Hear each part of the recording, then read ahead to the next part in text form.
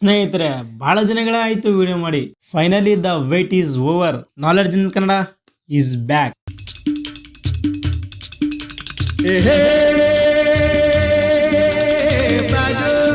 Hello friends, ನಾನು ನಿಮ್ಮ Vinay from knowledge in Kannada. ಎಲ್ಲರೂ ಹೇಗಿದ್ದೀರಾ? ಚೆನ್ನಾಗಿದ್ದೀರಾ ಅಂತ ಅನ್ಕೊಂಡಿದೀನಿ. ಭಾವಿಸ್ತಾ ಈ ವಿಡಿಯೋನ ಶುರು ಮಾಡೋಣ ಬನ್ನಿ.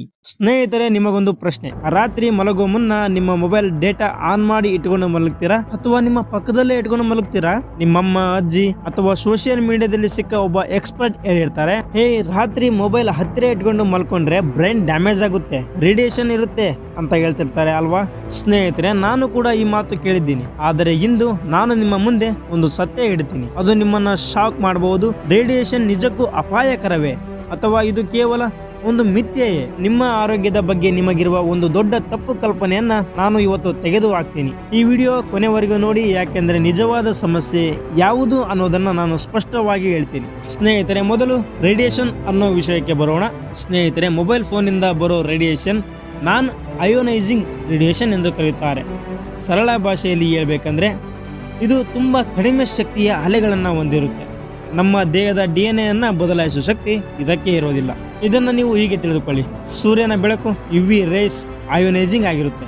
ಅದು ನೇರವಾಗಿ ನಮ್ಮ ಚರ್ಮಕ್ಕೆ ಹಾನಿ ಮಾಡಬಹುದು. ಆದರೆ ಮೊಬೈಲ್ ರೇಡಿಯೇಷನ್ ಅದಕ್ಕಿಂತ ಲಕ್ಷಾಂತರ ಪಟ್ಟು ದುರ್ಬಲವಾಗಿರುತ್ತೆ. ಆದರೆ ನಮ್ಮ ಮನೆಯಲ್ಲಿ ಮೈಕ್ರೋವೇವ್ ಅಡುಗೆ ಮಾಡುತ್ತೆ ಅಲ್ವಾ ಅಂತ ಅಂದ್ಕೋಬೇಡಿ. ಈ ಮೈಕ್ರೋವೇವ್ ನಲ್ಲಿ ಫೋನ್ ಇಟ್ರೆ ಸಿಡಿಯುತ್ತೆ, ಅದಕ್ಕೆ ಅದು ಜಾಸ್ತಿ ಪವರ್. ಆದರೆ ನಿಮ್ಮ ಫೋನಿಂದ ಬರೋದು ಅಷ್ಟು ಪವರ್ ಅಲ್ಲ. ವಿಶ್ವ ಆರೋಗ್ಯ ಸಂಸ್ಥೆ WHO ಮತ್ತು ವಿಜ್ಞಾನಿಗಳ ಪ್ರಕಾರ ಸಾಮಾನ್ಯ ಬಳಕೆಯಲ್ಲಿ ಮೊಬೈಲ್ ಫೋನ್ನಿಂದ ನಿಮ್ಮ ದೇಹಕ್ಕೆ ಯಾವುದೇ ಡ್ಯಾಮೇಜ್ ಆಗೋದಿಲ್ಲ. ಆದರೆ ಇಲ್ಲಿಗೆ ಕತೆ ಮುಗಿಯುವುದಿಲ್ಲ.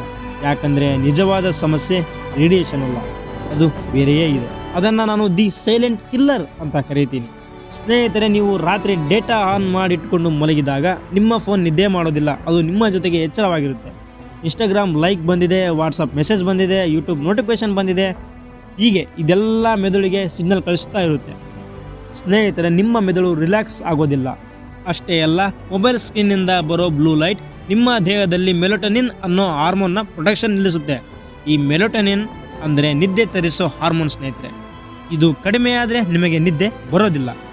ಸ್ನೇಹಿತರೆ, ರಾತ್ರಿ ಪೂರ್ತಿ ನಿಮ್ಮ ಫೋನ್ ನಿಮ್ಮ ಪಕ್ಕದಲ್ಲೇ ಇದ್ದು ಮಧ್ಯರಾತ್ರಿ ಒಂದು ಸಣ್ಣ ನೋಟಿಫಿಕೇಶನ್ ವೈಬ್ರೇಟ್ ಆದಾಗ ನಿಮ್ಮ ನಿದ್ದೆ ಸೈಕಲ್ ಬ್ರೇಕ್ ಆಗುತ್ತೆ. ಇದರಿಂದ ಮರುದಿನ ಏಕಾಗ್ರತೆ ಕಡಿಮೆ ಆಗುತ್ತೆ, ಸಿಡುಕುತನ ಹೆಚ್ಚಾಗುತ್ತೆ, ತಲೆನೋವು, ಒತ್ತಡ, ಶಾಶ್ವತ ಸಮಸ್ಯೆಗಳಾಗುತ್ತೆ.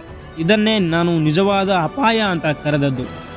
ಈಗ ನೀವು ಹೇಳ್ತೀರಾ, ಸರಿ ಸರ್, ನಾವು ಏನು ಮಾಡಬೇಕು ಅಂತ. ಸ್ನೇಹಿತರೆ, ನಿಮ್ಮ ಜೀವನ ಶೈಲಿಯಲ್ಲಿ ಸ್ವಲ್ಪ ಬದಲಾವಣೆ ಮಾಡಿಕೊಂಡ್ರೆ ಸಾಕು. ನಾನು ಹೇಳೋ ಈ ಸಿಂಪಲ್ 3 ಸ್ಟೆಪ್ಸ್ನ ಫಾಲೋ ಮಾಡಿ ಅಷ್ಟೇ. Step 1, aeroplane mood is the king. ಸ್ನೇಹಿತರೆ, ಮಲಗೋ ಮುನ್ನ ನಿಮ್ಮ ಫೋನನ್ನು ಏರೋಪ್ಲೇನ್ ಮೂಡ್ ನಲ್ಲಿ ಹಾಕಿ. ಇದರಿಂದ ರೇಡಿಯೇಷನ್ ಕೂಡ ಕಟ್ ಆಗುತ್ತೆ, ಯಾವುದೇ ಹಾನಿ ಇಲ್ಲ. ಅಲ್ಲದೆ ನೋಟಿಫಿಕೇಶನ್ಗಳಿಂದ ನಿದ್ದೆ ಹದಗೆಡೋದಿಲ್ಲ. ಆದರೆ ಕೆಲವೊಬ್ಬರಿಗೆ ಇಂಪಾರ್ಟೆಂಟ್ ಕಾಲ್ಸ್ ಇರುತ್ತೆ, ಹೀಗಾಗಿ ಅವರು ಫೋನ್ನ ಏರೋಪ್ಲೇನ್ ಮೂಡಲ್ಲಿ ಹಾಕೋಕ್ಕೆ ಆಗೋಲ್ಲ. ಅದಕ್ಕೆ ಆಲ್ಟರ್ನೇಟಿವ್ ಆಗಿ ಸ್ಟೆಪ್ 2ನ ಫಾಲೋ ಮಾಡಿ. Step 2, distance is friends. ಸ್ನೇಹಿತರೆ, ನೀವು ಮಲಗೋ ಜಾಗದಿಂದ ನಿಮ್ಮ ಫೋನನ್ನು ಕನಿಷ್ಠ 3 ಅಡಿ ದೂರದಲ್ಲಿಡಿ. ಇದರಿಂದ ಅಪಾಯದ ಅಭಾವ ಕಡಿಮೆ ಆಗುತ್ತೆ. ಸ್ನೇಹಿತರೆ, ಇದೊಂದು ಒಳ್ಳೆಯ ಐಡಿಯಾ ಆಗಿದೆ, ಇದನ್ನು ಆದಷ್ಟು ಪಾಲಿಸಿ. Step 3, 45 minutes rule.